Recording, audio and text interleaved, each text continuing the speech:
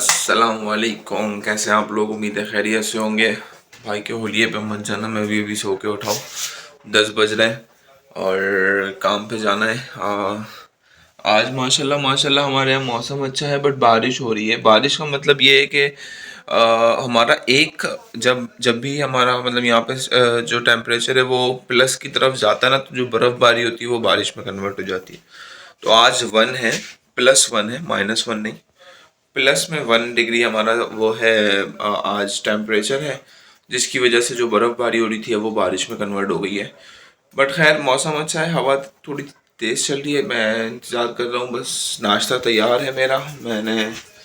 ये मेरी चाय है, इसमें मेरे सैंडविच हैं, ये मेरे सैंडविचेस आ गए और मैं एक अंडा बनाऊंगा और मैं अपना नाश्ता करूँगा, फिर इंशाल्लाह हम काम के लिए निकलेंगे। आज का व्लॉग बेसिकली मेरे पास बहुत सारे लोगों ने ये सवाल, कॉमन एक क्वेश्चन है कि यार यहाँ आने में कितने पैसे लगे, कितना खर्चा हुआ, क्या हुआ, कैसे हुआ। तो ये वो क्वेश्चन है मुझसे जो हर वक्त ही पूछा जाता है। तो मैंने सोचा आज इसके ऊपर एक वीडियो बनाता हूँ कि भाई मतलब शुरू से आखिर तक कितना खर्चा, एस्टिमेटेड अमाउंट ही बताऊँगा, थोड़ा सा ऊपर नीचे मतलब जितना भी मेरा हुआ वो मैं इंशाल्लाह, क्योंकि मैं भी कुछ चीज़ें शायद अब भूल गया हूँ या किसी चीज़ों के रेट चेंज हो गए हों। तो इंशाल्लाह आज मैं इस चीज़ के ऊपर आपको डिटेल बताऊंगा कि यूनिवर्सिटी की फ़ीस, फिर वीएफएस की फ़ीस, फिर हमारी बैंक स्टेटमेंट के पैसे, फिर टिकट्स के पैसे, दुबई जाने, अबू धाबी का ख़र्चा और ये सारी चीज़ें वगैरह जो है वो सब मिला के मैं आपको एक अमाउंट बता दूंगा ब्रेकअप्स के साथ। तो इंशाल्लाह मिलते हैं थोड़ी देर में। मैं ज़रा नाश्ता वाश्ता कर लूँ, फ्रेश हो जाऊँ, कपड़े वपड़े पहन लूँ, फिर हम यहाँ से निकलेंगे और आज की डिस्कशन भी मॉल पहुँच ही करेंगे। ठीक है, तो चलते हैं। तो भाई मैं तो अपने काम के लिए निकल चुका हूँ और ये देखिए ये मेरे काम के बीच में स्कूल आता, ये बच्चे खेल रहे हैं सारे। हेलो। तो ये मकसद ये है कि हमारे यहाँ पे तो बच्चे जो है ना ये घरों से निकले ना, और यहाँ पे ये लोग तो बर्फ़ के अंदर जो है वो इतना मतलब वो नहीं होता, रांगड़ बन जाते बर्फ़ के अंदर। पता नहीं कैसे ये ऐसे कर लेते हैं। यहाँ तो हम बड़ों की हालत ख़राब हो जाती है, तो फिर बच्चे। तो भाई मैं यहाँ पहुँच गया हूँ अपने स्टेशन पे, और असल में यहाँ पे ज़ालाबारी हो रही है। ज़ालाबारी जो होती है ना वो ऊपर से तो बर्फ़ पड़ रही है, मतलब ये आप मेरी जैकेट देख रहे होंगे गीली हो गई है। आम बर्फ़बारी में ऐसा होता नहीं है, ऊपर से पतली छोटी छोटी सी बिल्कुल गोलियां सी होती हैं बर्फ़ की, वो पड़ती हैं और वो यहाँ आके वो पानी बन जाती है, क्योंकि टेम्परेचर इतना नहीं है। अदरवाइज़ दूसरी उसके ऊपर जो मतलब जो आम दूसरे दिन होते हैं जिसमें टेम्परेचर -7, 8, 9, 10 पे पहुँचा होता है, तो वो बर्फ़ ही रहती है, वो जम पिघलती नहीं है। आज +1 है तो बर्फ़ पिघल रही है, तो वो गीला कर रही है हम लोगों को ना, जैसे जहाँ भी पड़ती है वो पिघल जाती है फिर। तो मैं अभी अपनी बस का नहीं, ट्रेन का इंतज़ार कर रहा हूँ।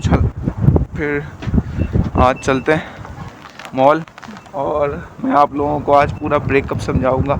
अब वो शायद जो भी पैसे मैंने दिए थे या जो भी फीसेस मैंने भरी थी वो बढ़ गई होंगी ऑब्वियसली, तो बट आप लोगों को एक रफली आइडिया हो जाएगा कि कितना पैसा लगता है और उसमें। ठीक है, तो भाई अभी मैं ऊपर कर लेता हूँ, सर्दी लग रही है और मैं कुछ ख़ास अच्छा दिख भी नहीं रहा। तो ट्रेन आ जाए फिर इंशाल्लाह अपने सेलो मॉल चलते हैं। तो भाई सुबह तक जो बारिश थी वो बर्फ़बारी में तब्दील हो चुकी है, क्योंकि टेम्परेचर जो है वो ज़रा इंक्रीज़ हो गया है। आई मीन माइनस के अंदर इंक्रीज़ होता जा रहा, तो या डिक्रीज़ कह लें हम। तो बहुत ज़बरदस्त वाली बर्फ़बारी होना शुरू हो गई है अब, ख़तरनाक तूफ़ानी हवा भी और बर्फ़बारी भी। हवा यहाँ तो ज़ाहिरी बात है मोबाइल में इतना नज़र नहीं आती, बट बहुत ज़बरदस्त हवा चलती है। ये मेरे पीछे बैग का हालत देख रहे हैं हम, गाड़ी के ऊपर बंधा हुआ, बहुत ज़बरदस्त बर्फ़बारी हो रही है। तो भाई अभी तक की न्यूज़ के हिसाब से फ़िनलैंड में तो मुझे लग रहा है तूफ़ान आया हुआ है, ब्लिज़र्ड है। आपको अगर सामने नज़र आ रहा हो हवा और बर्फ़बारी, लोग बेचारे खड़े हुए मॉल के अंदर ही, इनको कहीं जाना होगा।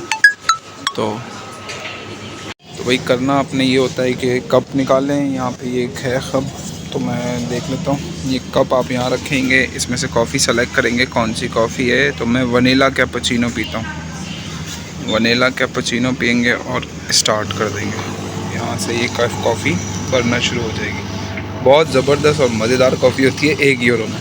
इतनी सस्ती कॉफ़ी अभी तक फ़िनलैंड में देखी नहीं है, ना मिलती है कहीं पे, और मज़ेदार भी। ओके भाई, तो जैसा कि मैंने आप लोगों को बताया था कि मैं आज आप लोगों को बताऊंगा कि हम लोगों का टोटल ख़र्चा कितना हुआ है फ़िनलैंड आने में।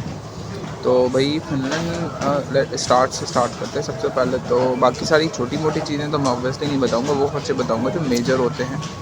उन खर्चों में सबसे पहले तो अभी तो खैर अभी एक यूनिवर्सिटीज़ में जब अप्लाई करते हैं तो अब एप्लीकेशन प्रोसेसिंग फ़ीस भी एक यूनिवर्सिटी ने ऐड कर दी है, हमारे वक्त में वो थी नहीं।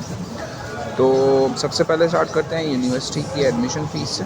हमने एडमिशन फ़ीस जो उस वक्त आसिया की मेरी वाइफ की जो दी थी वो 6300 यूरोस भरी थी।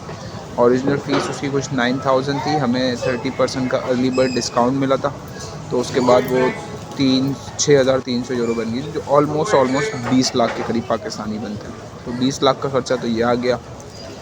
दूसरा आप लगा लें हमारा सबसे ज़्यादा बड़ा ख़र्चा उसके बाद हुआ था मिगरी और दुबई जाने का ख़र्चा। तो मिगरी की फ़ीस जो थी, जो एंटर फ़िनलैंड की जो वीज़ा प्रोसेसिंग फ़ीस होती है, वही तकरीबन 5.5 लाख रुपए के करीब हमारी लगी थी। अच्छा, हमने वो क्रेडिट कार्ड या डेबिट कार्ड वगैरह से पेमेंट नहीं की थी, हमने वो जब हमारा इंटरव्यू था तब हम वहाँ गए थे, उसी वक्त पे की थी। ठीक है, तो अच्छा, इसमें वीज़ा फ़ीस भी थी हमारी दुबई की, और वो हमारे थोड़ा ज़्यादा लग गए थे। हमारे साथ एक थोड़ा सा फ्रॉड हो गया था। वीज़ा के पैसे किसी को दिए थे बट उन्होंने वीज़ा नहीं लगाया, खा गए। तो मेरा भी और आसिया का वीज़ा जहाँ 50-50 हज़ार में लगना था, वहाँ 1-1 लाख का लगा। डबल मतलब पेमेंट की हमने। तो लाख ये हो गए, 2 लाख ये हो गए, 20 लाख की फ़ीस हो गई यूनिवर्सिटी की, 2 लाख ये हो गए। उसके अलावा तकरीबन हम लोग जब गए थे मिगरी को, जो पेमेंट वगैरह की फ़ीस वगैरह, वो 5.5 लाख रुपए। तो 5, 6, 7, 7.5 लाख रुपए ये दुबई का ख़र्चा बता रहा हूँ मैं आपको। 7.5 लाख रुपए दुबई का ख़र्चा, और 50,000 रुपये 60,000 रुपये हमारे वहाँ का रिहाइश वहाइश का, खाना पीना। तो 8 लाख इसको तकरीबन आप राउंड ऑफ कर लें दुबई का ख़र्चा। 20 लाख हो गए हमारी फ़ीस के, 8 लाख हो गए हमारे दुबई के और मिगरी की फ़ीस, मिगरी की वीज़ा फ़ीस वगैरह मिला के 8 लाख रुपये, ये हो गए 28 लाख रुपये। इसके बाद भाई बनती है हमारी स्टेटमेंट। तो हमारी मेरी और आसिया की स्टेटमेंट तकरीबन 48 लैक्स की तकरीबन बनी थी, 48 लैक्स की। तो हम लोगों ने 48 लैक्स की भी स्टेटमेंट के पैसे जो थे वो लगाए थे। तो 48 और ऊपर के 28, ठीक है, ये हो गए बड़े बड़े खर्चे, 48 और 28। इसके बाद हम लोगों ने तकरीबन हमारे हाथ में कैश इन हैंड हम लोग 3000 रुपये या यूरो जो कन्वर्ट करें तो ऑलमोस्ट 10 लाख के करीब बनते हैं। ठीक है, तो ये हम लोग लेके आए थे अपने साथ, हमारा ख़र्चा थोड़ा बहुत। ठीक है, इन कैश इन हैंड था ये, वो जो बैंक स्टेटमेंट अकाउंट में थी वो एक अलग थी, इसको हमने कन्वर्ट करा के यूरोज़ को लेके आए थे। तो ये आ गए 10 लाख। उससे पहले हमारे हो गए सब 48 लैक्स उसके, तो ये 58 लैक्स ये हो गए बस स्टेटमेंट के, और 10 लाख ये कैश इन हैंड मिला के 58 लैक्स ये हो गए। उसके बाद वो 28 लाख रुपए, 50, 60, 70, 86 लाख रुपए तकरीबन ये हमारा जो मेजर ख़र्चा बता रहा हूँ मैं। बाकी छोटे मोटे हम लोगों के और थे, क्योंकि मैं और आसिया जो है दोनों जॉब करते थे। ठीक है, तो हम दोनों के पास इतना टाइम नहीं था कि हम लोग वहाँ जाएं, क्या कहते हैं, टेस्ट वगैरह करवाने के लिए, डॉक्यूमेंट्स IBCC, HECC या कोई और भी इदारों में जो अटैचमेंट। तो हम लोगों ने पैसे दे दिए थे कुछ लोगों को, जानने वाले थे जो मतलब जो ये काम कर लेते थे अच्छा, और उन्होंने माशाल्लाह बहुत अच्छा काम किया हमारा। पैसे लिए, ऑब्वियसली उनका हक बनता भाई, मेहनत हमारे बिहाफ पे वो घूमना फिरना। अब ज़्यादा लिए कम लिए क्या लिए, बट उन्होंने ये काम कर दिया। तो ये अगर आप नहीं कर सकते तो ये आपके खर्चे एक्सक्लूड हो जाते हैं इसके अंदर से। तो टोटल मैं लगाऊं तो 86 लाख ये आपका ख़र्चा है 2 बंदों का। अभी हमारे हिसाब से था, ये लास्ट ईयर सितंबर की बात बता रहा हूँ। अब इन ख़र्चों में कितनी कमी या कितनी ज़्यादती हुई है, मतलब ज़्यादा हुए हैं ये, तो वो मुझे नहीं पता। वो आप फिर अपने हिसाब से यूरो को भी क्या रेट में कन्वर्ट करेंगे, वो सब कुछ देखेंगे। तो हम जो आए थे मुझसे सभी ने पूछा, मेरे दोस्तों वगैरह ने भी, मतलब वो सारे दोस्त जो टच में नहीं थे, बट देन जब उन्हें पता चला मैं बाहर चला गया तो उन्होंने मुझसे पूछा कि टोटल कितने का खर्चा हुआ। तो वो मैं उनके लिए भी ये चीज़ है, या आप लोग जो नए नए आ रहे हैं, ताकि आप लोगों को एक रफली आइडिया हो जाए कि यार इतना इतना आ जाए। अब अगर मैं अब इस हिसाब से बोलूँ कि 2 बंदों का फिनलैंड आने का ख़र्चा अब पाकिस्तानी हिसाब से, तो आई थिंक इतने ही आप रखें, 90 लाख 95 तक, इतने तक पहुंच जाएंगे आपका। तो खैर बेबी अगर आपके साथ है तो वो फिर ये थोड़ा और बढ़ा लें।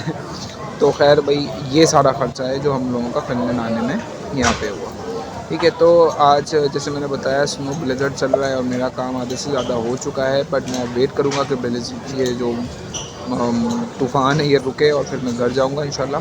फिर घर जाके आपसे बातचीत करेंगे थोड़ी सी। Thank you. ओके भाई, तो बहुत हवा चल रही थी, बहुत ज़्यादा हवा थी और बहुत ज़्यादा सर्दी थी। सर्दी कम थी, ओहो मेरी मुँह से हो गई।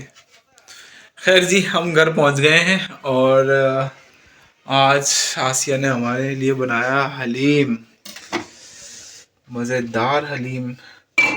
और आसिया इसकी गार्निशिंग के लिए चीज़ें जो है वो काट रही हैं। तो खैर भाई, आज का व्लॉग यहीं तक था। इंशाल्लाह फिर किसी अगले व्लॉग में अगली बात, अच्छी बात के साथ, अच्छी इन्फॉर्मेशन के साथ आप लोगों के साथ मुलाकात होगी फिर। So please don't forget to like, subscribe and share. Subscribe ज़रूर कर दीजिएगा यार वीडियो, और बाकी चैनल सब्सक्राइब कर दीजिएगा, वीडियो को लाइक कर दीजिएगा। बाकी किसी भी तरह की कोई क्यूरीज, कोई इन्फॉर्मेशन चाहिए हो फिनलैंड के हवाले से, जितनी मेरी नॉलेज है मैं उसमें आप लोगों को बिल्कुल हेल्प करूँगा इंशाल्लाह। और इंस्टाग्राम का हैंडल डिस्क्रिप्शन में हमेशा मौजूद होता है।